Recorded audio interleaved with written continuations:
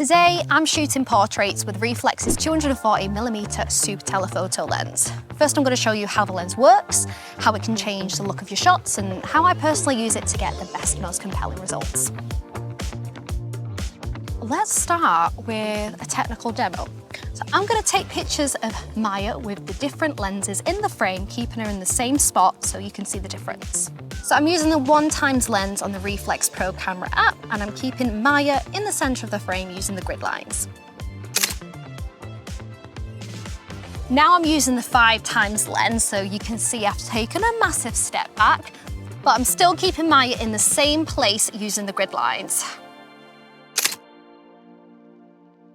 Now it's time to use Reeflex's Super Telephoto lens.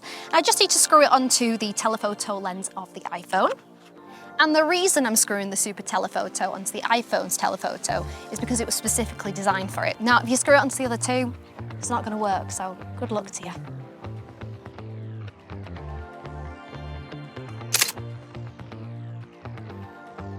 So what do these results show us?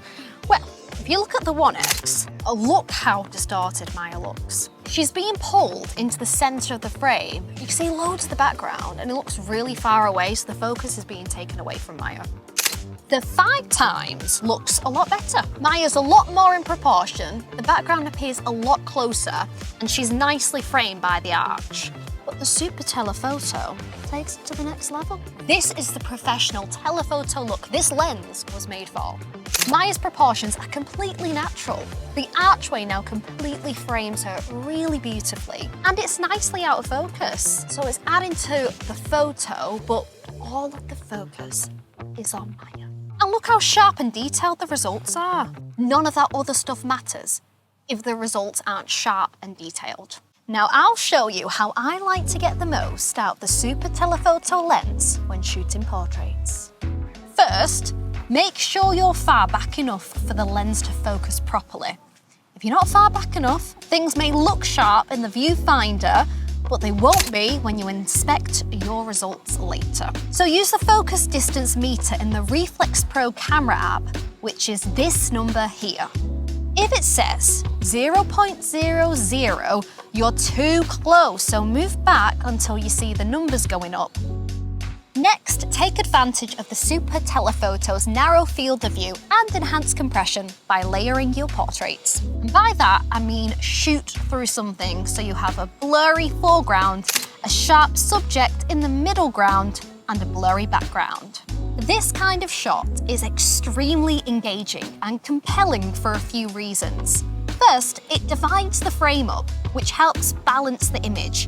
Plus, the blurred foreground and background reduces distractions and keeps your eye focused on the subject. And finally, the foreground is pulling double duty because it's also acting as a frame to help prevent the eye from leaving the image. Speaking of framing, the Super Telephoto lets you take the technique of framing to the extreme. As its field of view is so narrow, you can shoot through really small gaps like those in a chain-link fence and create a frame that way. I'd call this an extreme foreground frame. And the Super Telephoto lens also makes engaging background frames possible. Like the example earlier, background frames are a more subtle form of framing, and you can create one by placing your subject in front of some kind of structure that frames them in the background out of focus. Here, for example, I used an archway under Westminster Bridge as a background frame. And here, I used an archway on Tower Bridge to frame a close-up. Compare that to this example, where the archway travels through the model's head, which looks awkward.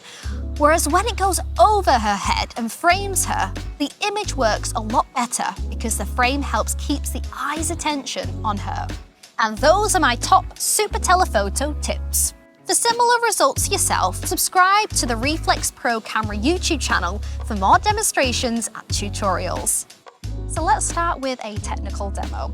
I'm going to take photos of Maya with the iPhone, with the sorry, it's like getting in my head. iPhone?